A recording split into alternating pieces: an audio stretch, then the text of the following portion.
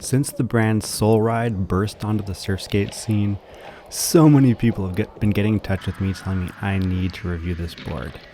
Now, I haven't had the chance to do that yet. I've only got a few sessions in during the Canadian winter, but since you guys are so eager, I thought I would do a first impressions video to tell you my experience so far with using the Solride Mano Niuhi. In this video, we'll be talking about the board on the right-hand side. This is the high-performance short model. This is both the shortest and the shortest wheelbase option of the 5 different Solride surf skates. Similar to the Curve board, there's no kingpin anywhere here to get snagged. So basically, you can see the way this pivots. The bushing is internal inside this mechanism here, and that allows you to surf pump. Back truck is a regular truck, but it's also very low. You can see the way it's been designed. The bushing's kind of tucked in, and again, lots of clearance for the kingpin. Great for doing grinds.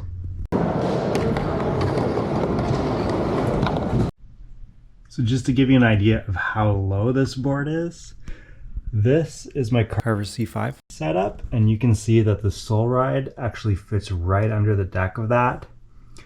And then I've got a regular skateboard here that's on venture lows, which are quite low with no riser pad or anything, and it just barely fits under that. So it's almost as low as a standard skateboard deck. Here, right next to the C5, which I think is the closest existing comparable. That's the C5.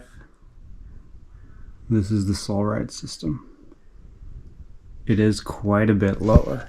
Surf skates are typically a lot higher off the ground because you need that depth to be able to lean into your carves.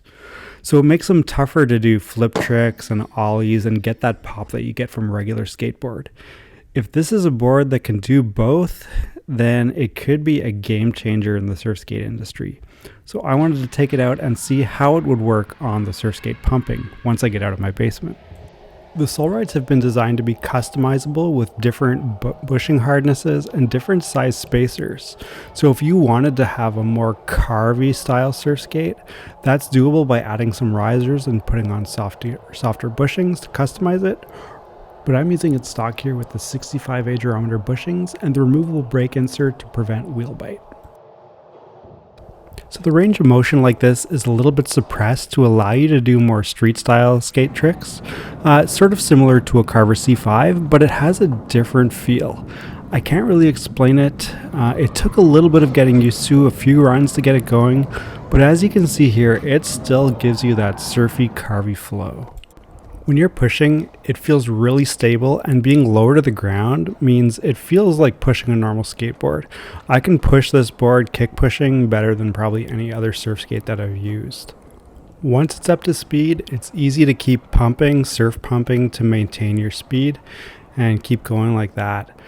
The range of motion is probably less than a CX, but I feel like it's a little bit more than a C5, but again, I think they're not quite comparable. It just feels a little bit different.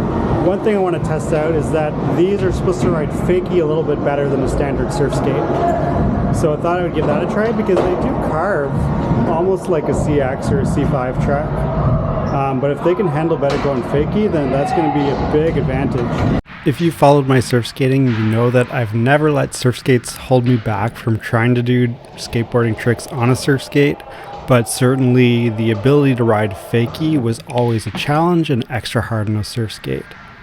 With these, I can say without a doubt that these feel more stable going Fakie than any other surf skate track I've used, including the C5. So you can pump them going Fakie, you can land Fakie, you can even launch tricks like a half cab from Fakie, and they feel great.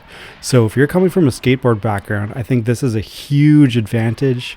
Or if there are tricks like rock to Fakie that you wanted to try, this might be the board to get it on. For the last little while, I've been riding larger boards, so at least 10 inches in width and 33 to 34 inches length. So this is a smaller board, and that took a little bit of adjustment, but as you can see, it was pretty quick to figure it out. This was the first day riding it. Already I was getting nailed, the snaps and that. I had to adjust my foot positioning a little bit. I found the tail on this deck a little bit long, and sometimes that resulted in me sliding out on the back end a little bit when pumping. But once I made some small fine-tuning adjustments, I could just shred on this thing like it was nothing. So it's a pretty easy thing to figure out if you have lots of board experience, even if you're coming from a larger surf skate. If you have to take sudden evasive action, that's one situation where being low to the ground is helpful, as I did manage to avoid that scooter kid who dropped in on me somehow. You can see here doing skate tricks on this board is a lot easier than on other boards. With it being so low to the ground, the smaller wheels let it release easier. You can pop the tail a little bit better. So it's really ideal if you're someone who wants to work some skate tricks into your repertoire. This is a great board for that, while still having the surfy flow of being able to pump. So, and the other thing is, if you're someone who has a skateboarding background who wants to get started in surf skating, this is going to feel a lot more familiar. My initial impression is that this board is almost an ideal hybrid between a surf skate and a traditional popsicle skateboard. If you're interested in doing tricks but also having a more surfy flow, it kind of walks that line almost right where you need it to be. The next step after all this flatland testing was to try it on transition and bring it into the bowl at the indoor skate park. And I gotta say, it kind of worked as expected. You know, really loose like Ace trucks or Indy trucks in a bowl can work well. I think a surf skate works better, and this is kind of that right mix in between. It really lets you hug the walls well, but it's still stable enough that you can do standard skateboard tricks while still maintaining the really loose flow in the tight corners. And I gotta say, the trucks on this thing with no kingpin just grind to perfection. It reminds me sort of the curveboard trucks where you've got that really wide spacing where you can lock into a grind, and it just feels perfect. You can get super long carve grinds or even stand-up grinds on these trucks without having to worry about hang-ups. My favorite trucks to use in this bowl are the curveboard trucks, which have no bushing whatsoever. They're super loose, and on this tiny bowl they accelerate really fast. One thing I noticed with the Solride in this setup is that if you did lose momentum after doing a bird slide or a layback or something, it's a lot more difficult to regain your speed from the bottom. However, if you keep your momentum going, it worked almost the same. So it just accelerates a little bit less fast, but if you keep your speed, it works great. I tried hard to get a hand plant landed on this, and I had a little bit of trouble adjusting to the smaller size deck, getting my stance a little bit more tightly spaced. So I didn't get it on my first day, but I know I will get it with a few more days trying. The last place to test it out was the big ramp section where we have these large quarter pipes. And I gotta say, you know, once I got the hang of riding these trucks, it felt just completely normal to me. I adapted pretty quickly. It worked just as well as most other surf skates I have. I was able to get some nice snaps and bird slides and laybacks in, and it just felt really good underfoot. The concave of the deck locked you in pretty nicely. The size felt good. Like, I didn't notice that the smaller size deck was a big issue in this type of riding situation. So yeah, it just felt good. And even with the smaller wheels, these are I think 58 millimeter, they felt good. They accelerated fast, they held speed okay, and they slid really well when you're trying to get into a layback or a bird slide.